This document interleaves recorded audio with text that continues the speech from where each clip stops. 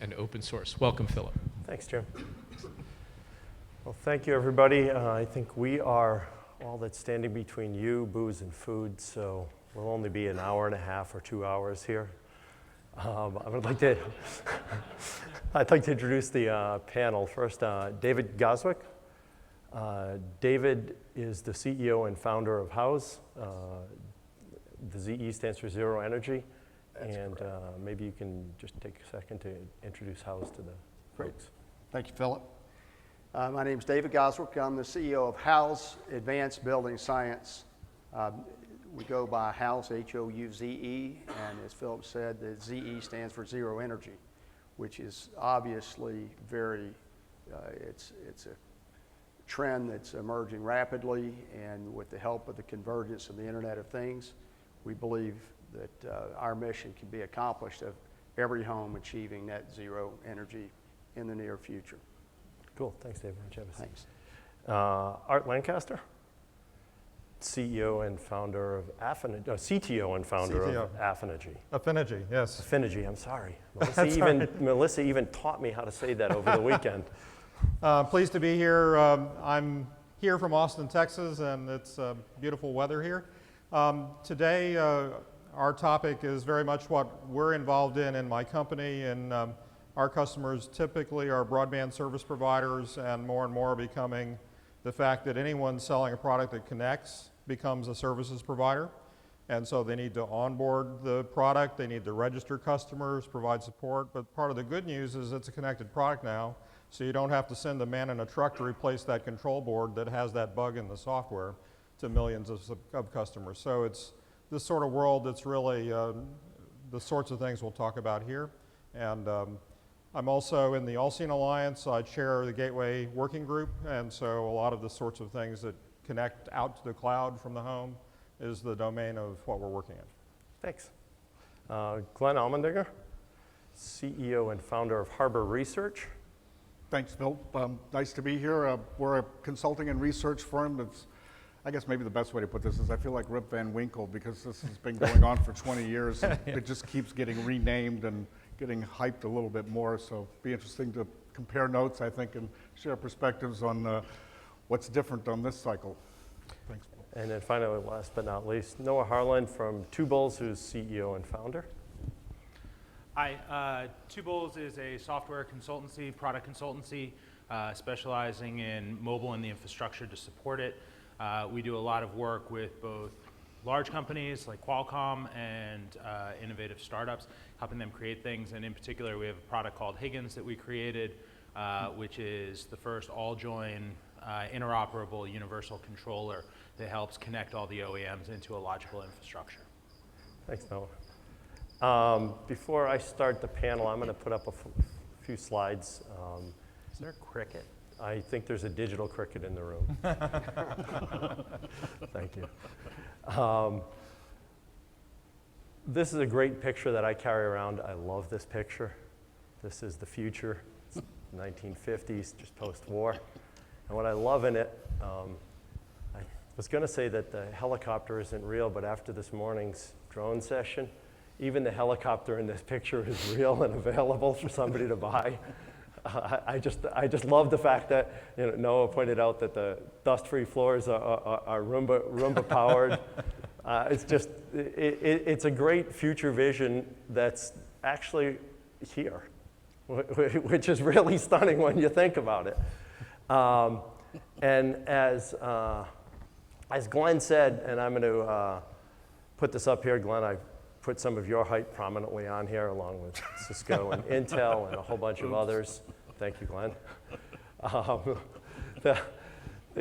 It's here, it's real. We've been dreaming about it since the 50s, probably earlier than that.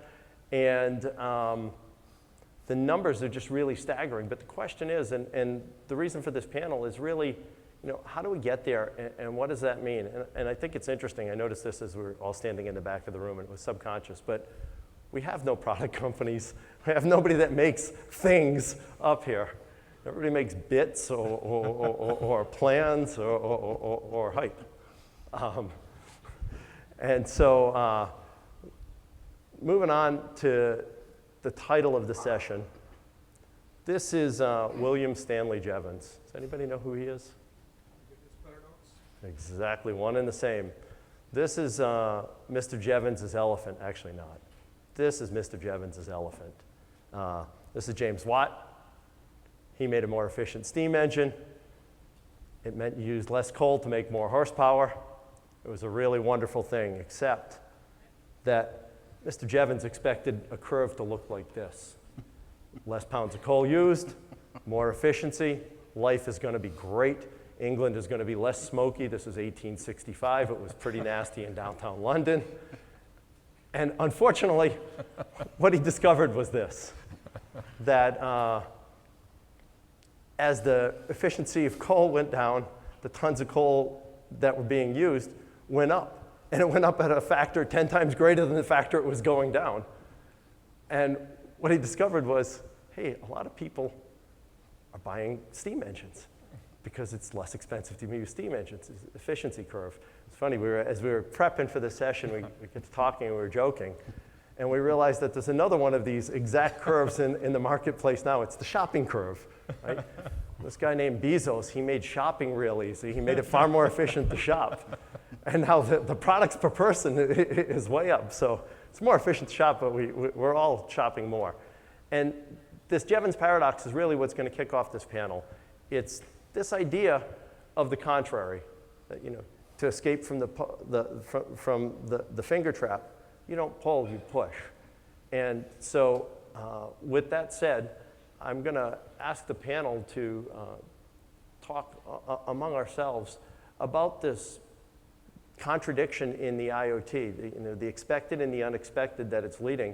And we have software, and we have industry, and we have the commercial side of making this real, and we have housing represented here from the people who are going to be using this and really making this IoT dream that showed in the 50s real. So with that said, sorry about that. I'm going to start out and maybe ask Glenn. Sorry, Glenn.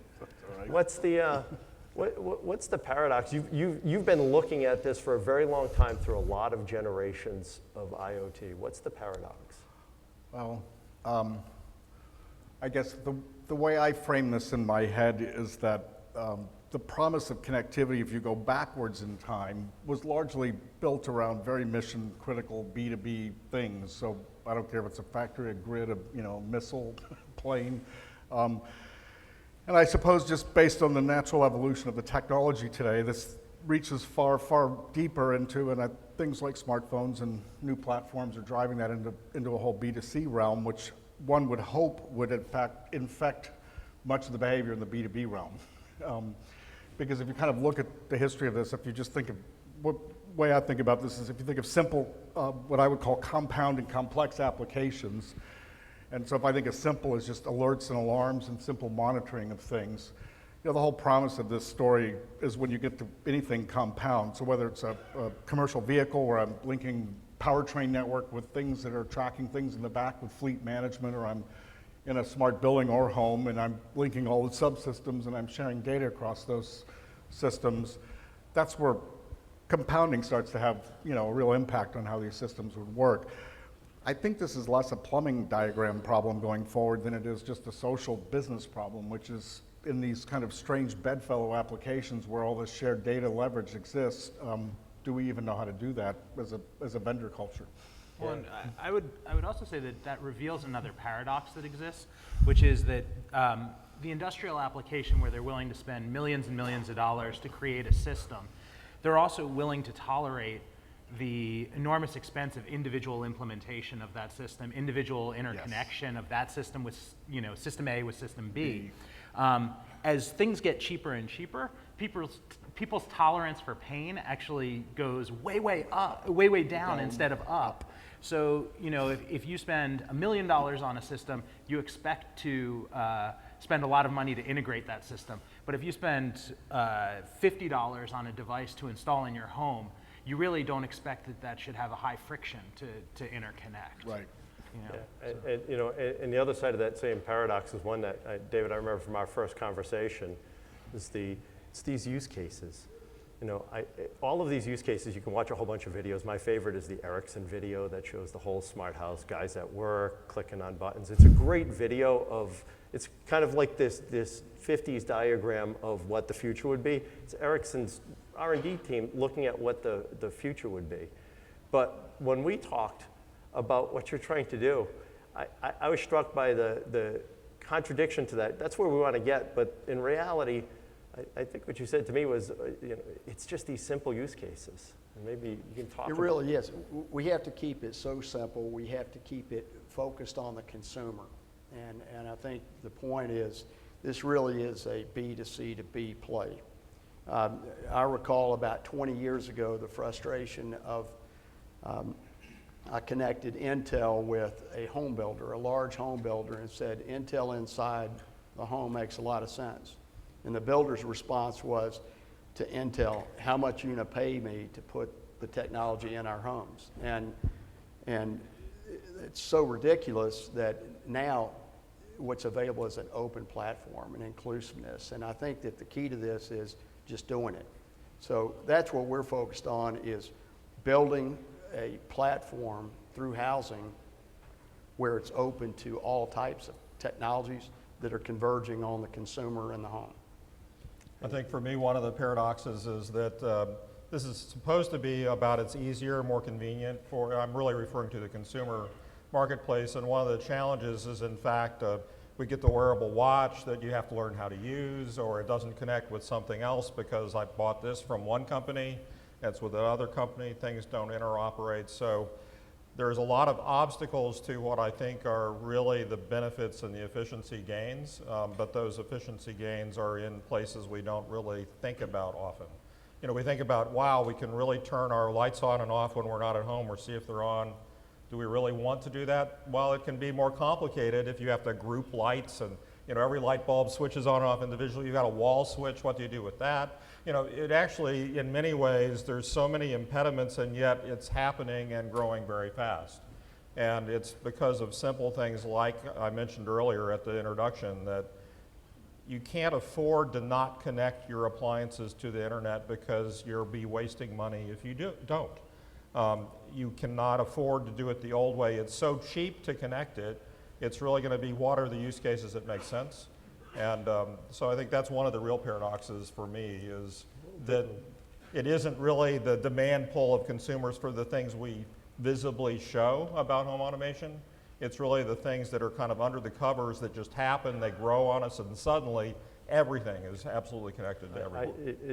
This last one is one that, and sorry, No. This is one that you know, this idea that you're just going to want them connected. Right. I think of a project I did some number of years ago to help up the response rate of the warranty cards. Yes. And the amount of money a company is willing to pay to get a 1% uptick in that response rate is astronomical. And yet the device could wake up and tell you that it's live Yeah, now. no, exactly. It'll self-register, everything's taken care of, you know, when the motor is going to go out, and all that sort of stuff. Well, but also I think that, you know, people ask the question a lot, like, when are we going to have that moment when the IoT arrives?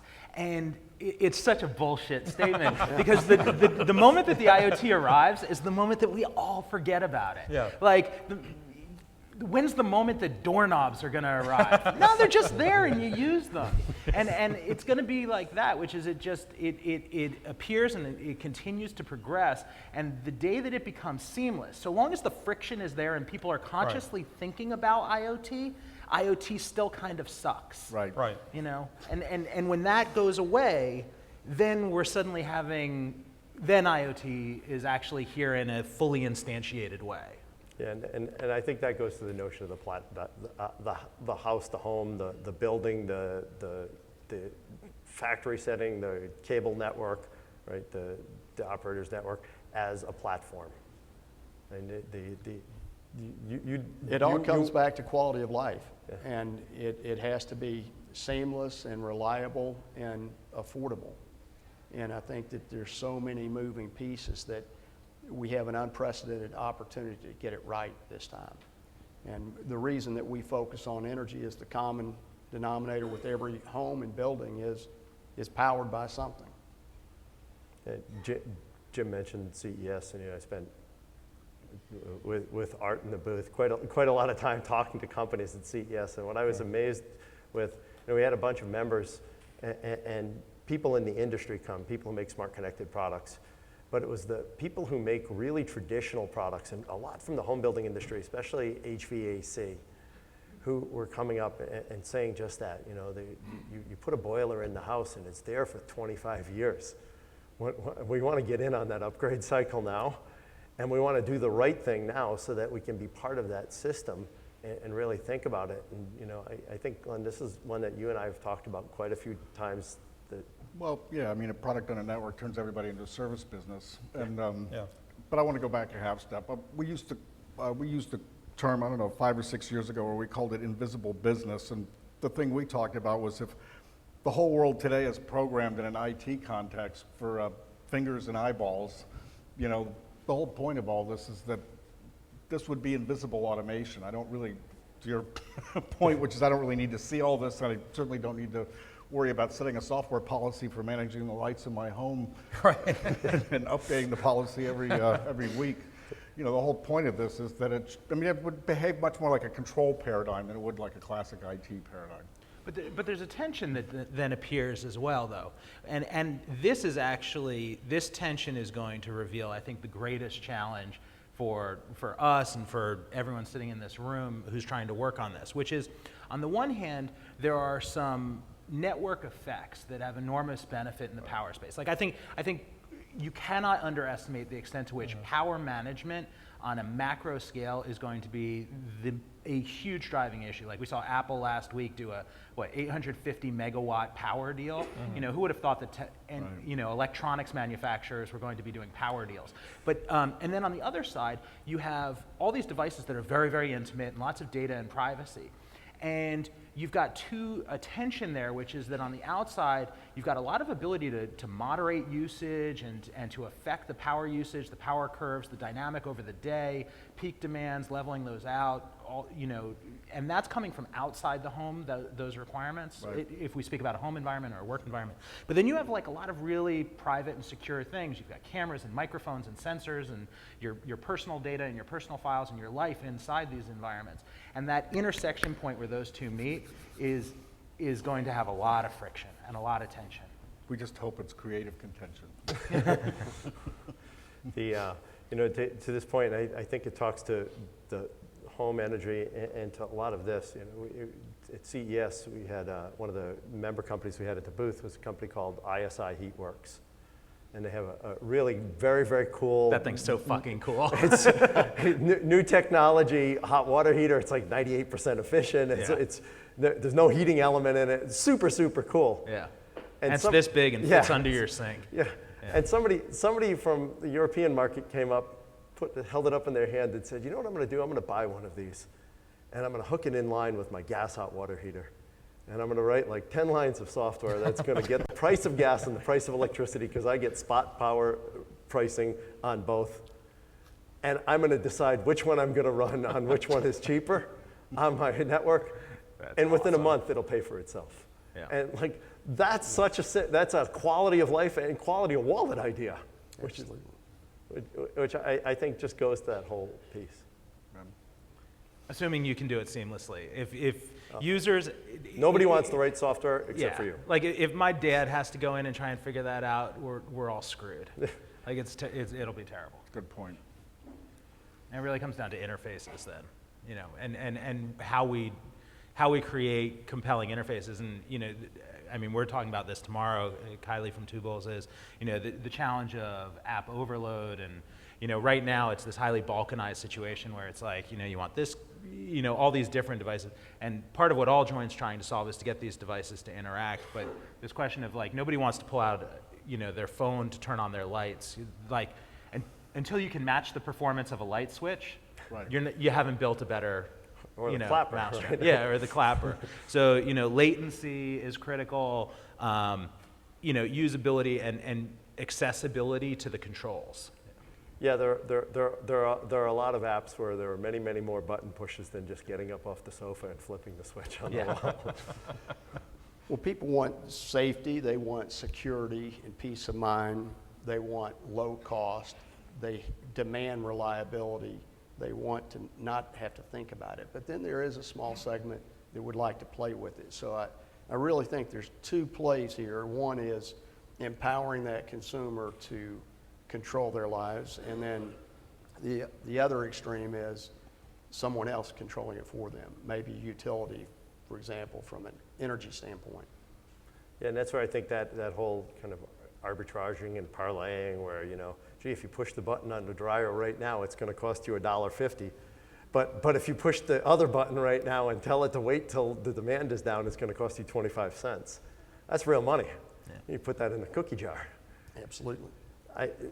Another piece of this that you all deal with that I'm curious about your thoughts on is really the industrial side of it. I shouldn't say the industrial side, the big business side of this. We see all these big numbers, trillions, millions, billions, trillions, and that seems like the stuff of really big companies. And I know David and Art and Glenn, all of you actually, are busy talking to really big companies. David, you talk to energy companies, Art, cable companies, across the board. What are you seeing from them in terms of the part that maybe they're missing here yet, or that you're pushing up to them to help them understand? Let me jump in. One is there's a desire to own the customer by lots of the companies that play in this space.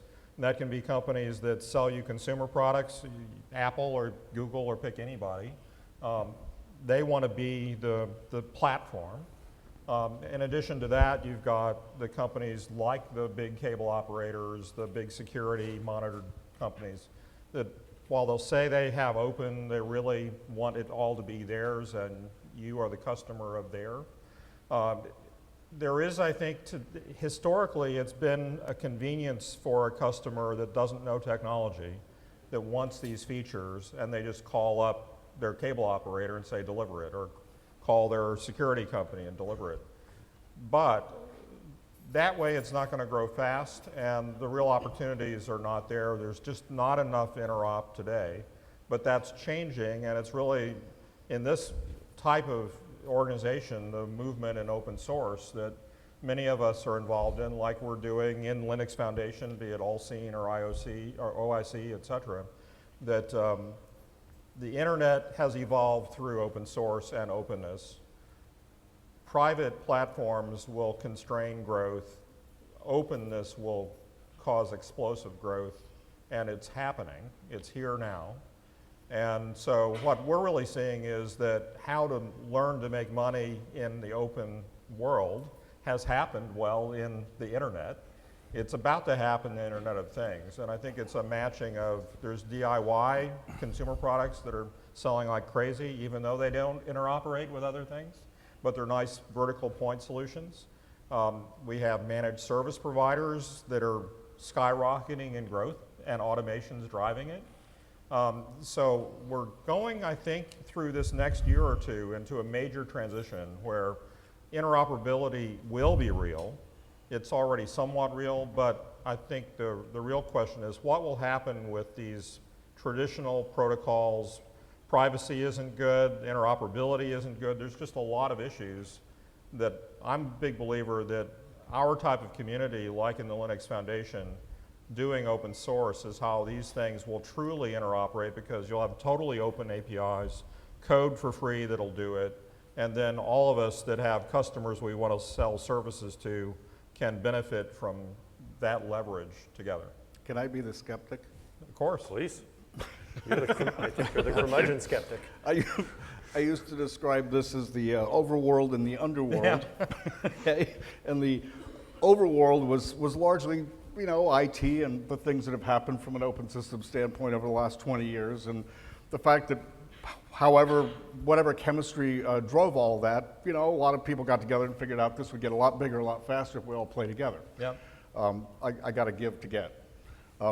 The underworld, which is what I would describe as any classic B2B equipment OEM anywhere on the earth, And if the pre-existing condition in that OEM's business culture is that they have a large aftermarket, which many of them do, and they already have a rich margin stream from whatever kinds of services and support. My joke is, it's like a baseball analogy. They got to first base on remote service, and they got to the kind of hub and spoke alerts and alarm story, but they got so drunk on the automation from service delivery efficiencies and productivity improvements that they didn't go any further. And it's second, third, and home that gets you to any kind of new value for the end customer.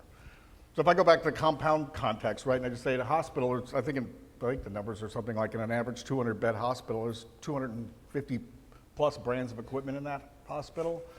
I mean, my joke is, if you're the CIO in the health delivery organization and you get the 53rd remote service call sales call from an equipment OEM saying, hey, buy my monitoring solution, I just think the underworld has some distance to travel. I love the promise of it. I've been saying about every 3 years, we're probably finally here. But I would go back to the original point, which is I think a lot of the looseness and alignment with the overworld of the consumer side of this story will probably be more of a catalyst than a lot of the traditional device builders, machine builders. I'm not saying there'll be like one protocol that dominates it all, Oh, no, I right, or anything like that. One ring to rule them all. There's not one platform that's going to get all the IoT, et cetera, et cetera. But I think that it's, IoT control, it's like information, and it's water that moves around obstacles in a way. Right. And, just like, the AOL walled garden versus the internet at large, Sure. we all know the story. AOL has a lovely Huffington Post publishing operation now. Well, in truth, I would buy both of your arguments, that we're close to a point where it's almost like you can't help it. But I think that what's important in this is that, and what I think that some players do miss, is that this is an insane distributed computing environment, and they don't see it as that. Right. So, like, the example that I often point out to people is, let's say a large lighting manufacturer, they might have, at any one point, hundreds of millions of light bulbs deployed. You're GE, you've got hundreds of millions of dumb light bulbs. But there's a future where you may have 100 million light bulbs deployed, and each one of those is running a little processor in it. And, like, if I can route all of those, I could have a giant distributed bit mining farm if I wanted. Bad use case maybe, but it reveals a different paradigm of thinking, which is this is a massive distributed computing problem, and that it will find its ways around. So in a talk this morning, and that was great with some friends from Panasonic who were here, we were talking about security. And the example that you brought up, which is a great one, was if I do route, say, all of the light switches, and then I turn all the light switches off in California at the same time, It'd I be destroy, awesome. but I destroy the grid, right? I mean, it might be awesome, but I don't know. I don't want to live in the dark. So I hear you there, right? And there's good and bad sides of that. I'm going to pull back to the open, because I think on the open question, and Glenn, kind of in a bit of the contradiction to your contradiction, we have somebody from what is effectively a very closed industry of the trades, right? It's a whole bunch of guilds from a zillion years ago. Full disclosure, I'm a carpenter. Well, I think that you're building open houses. what's taking place is massive disruption. And it's disruption of the construction industry, of the mechanical systems, of the energy sector, of the health sector, of safety, and everyone's racing to that consumer. But I think the winner is whoever can seamlessly integrate this in a simple way the fastest, and focusing on the consumer benefits of it. That's, to me, that's the whole key. Saving energy, is it to save money? Is it energy security? It's probably to save money. An energy efficient building, the tighter the envelope, all of a sudden you have air quality issues. So measuring indoor air quality comes into play. A smaller scale down HVAC system creates a new demand for an HVAC system. So every move leads to something else, but the focus should always be on the consumer, I believe. No, and I agree with you. You know, on this building side, I'm a big fan of passive house building, which is in this. It's all in the family of zero energy, and passive house building is really cool. But it's art, it's religion, it's philosophy. It's not. There's maybe some science there, but it's you have to divine it with a divining rod to figure it out. I want a system. I'm building a house now. I'm building a zero energy house, and you know, it's like the threads, and this is the same as the DIY, and whether you're in the hospital or you're in the house, or you know, you're trying to get a good experience through the UI you have, you just start peeling these threads apart, and if they don't work together in some unified way, you know, how do you pull them together? And I think this idea of, you know, calling a house an open system and then saying, okay, let's figure out what you then put together in that system so that you can mix and match, which is a lot like I want to be an operator who offers a consumer the ability to have open solutions, but I want to offer good services on top of it. Well, the openness also adds portability. And so the idea that, you know, like a business traveler who has a way they like their room set up, you know, can go from Marriott to Hyatt to Sheraton, obviously at a Hyatt, and they can bring their preferences with them. The room can be the temperatures they want, and you know, that the features of a Nest thermostat where it goes down at night and comes back up in time for wake up. Why doesn't that travel with you? You know, why can't that be on whatever system that you're around? And that only works in an open environment because there's too many different players in too many different places. Like I would imagine that if you went to all the Hyatts in the world, they don't share the same, you know, vendors for thermostat controls. That probably varies by region or what have you. So the more open it is, the more those type of solutions can be deployed. Yeah, I will offer you my own contrary statement. I completely agree, and Glenn, I think it was about 4 years ago when we first started talking about this, but you know, every company that traipses in that hasn't gotten the open bug, that hasn't figured out you can do something different, comes in and says, but I'll lose my competitive advantage. Oh, sure. And then they start ticking down a whole set of things that lead them to business choices that really cause them to build closed systems. They do something proprietary. I was talking to one of my neighbors, heating system. You can only use one type of thermostat in that heating system because it used a proprietary interface to the furnace, not because they had to, but because they wanted the extra $20 of revenue from this proprietary thermostat. So my question is, how do we, you know, how do we get more of that openness into the model so that the ecosystem grows? Be better. I mean, like, I think that the problem, you know, Steve O'Grady, who was up here twice already today, and I were CS classmates at Williams in the 90s. Sorry guys. But, you know, I remember we would sit at Sun workstations, and the only people who could use those workstations were people who had a high level of sophistication. Not amazing sophistication, but a reasonably high level. Everyone else needed something else that was dumbed down in some way. And a lot of that power is migrated into other systems because the interfaces got better. And I would, you know, the iPhone that I have has capabilities that some of those Sun systems don't or didn't. And I think that it's that friction layer that if there is a more frictionless solution that is better interfaces, and the problem that we have as a community is that because we have a very high tolerance for friction because we're very good at the things we do. Because we like bad. Because, well, we like bad, we like fixing bad, but that it's easy to forget that we have to build this so that our grandparents can use it seamlessly, so that kids can use it seamlessly, so that, you know, non-technical people can use it seamlessly, and then it gets adopted. It's why Apple won when they did with the iPhone. It just worked. They were right. So I think, you know, the overworld crowd and the more interesting innovators will get more and more closely adjacent to the underworld crowd, and the stuff will seep in and the lessons will be seen. I mean, I think it's inevitable. I think the problem with the whole IoT story is it's just so infinitely fragmented that how do you predict the disease spread pattern, the typhoid Mary of how all this moves through the marketplace, you know? And I think, you know, energy is a great example of one of those threads that tends to run through almost anything. And so, you know, wherever this gets staged and proven out, you know, the value of how all these open and interoperable things could really benefit even the worst of the B2B crowd, it'll become visible over time. I think it's inevitable. And we don't know what we don't know. So what we're doing is we're creating a network of living labs in collaboration with universities so that we can learn from what are those wants and needs of the underworld and showcase and demonstrate the possibilities of the Internet of Things and how does it impact life.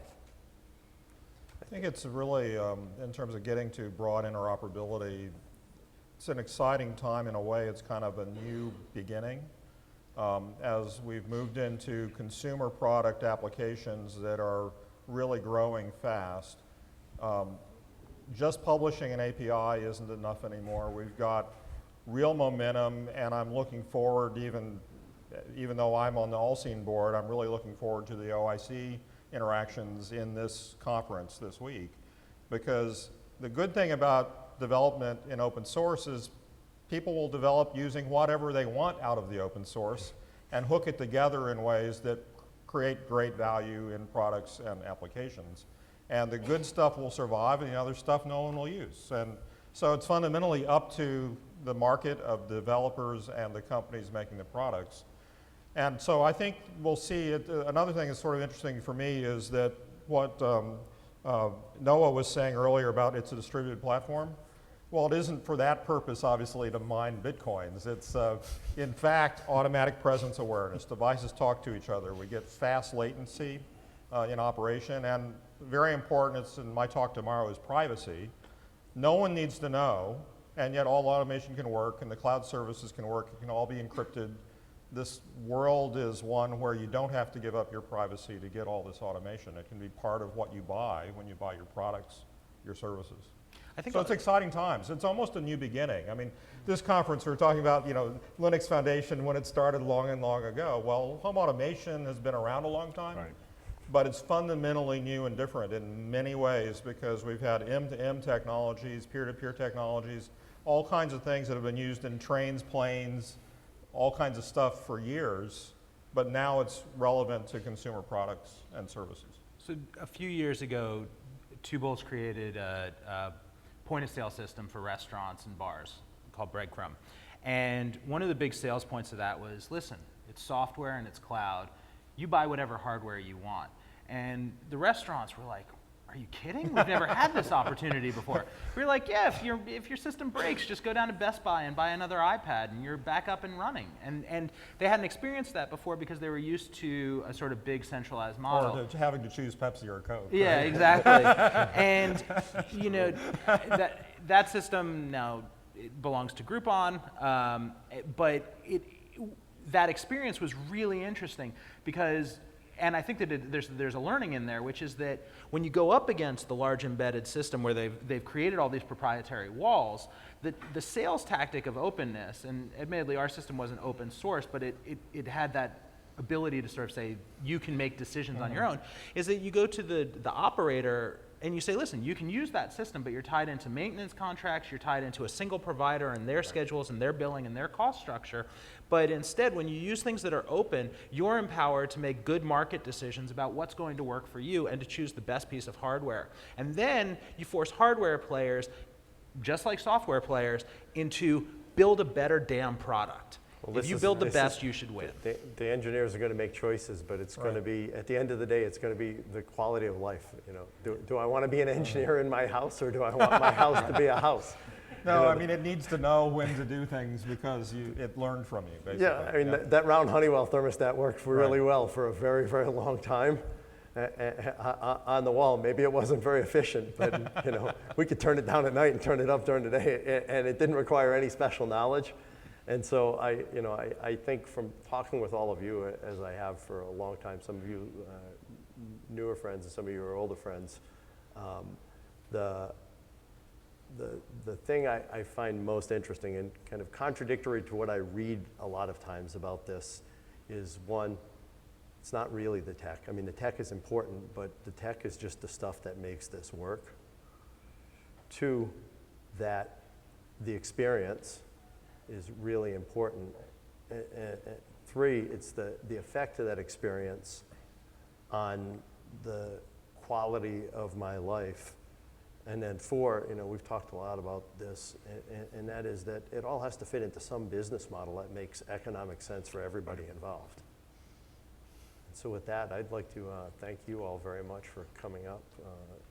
Every one of you is a member of the Alliance, and I really appreciate all the work you do for that and for the time you spent here at the show. Thanks.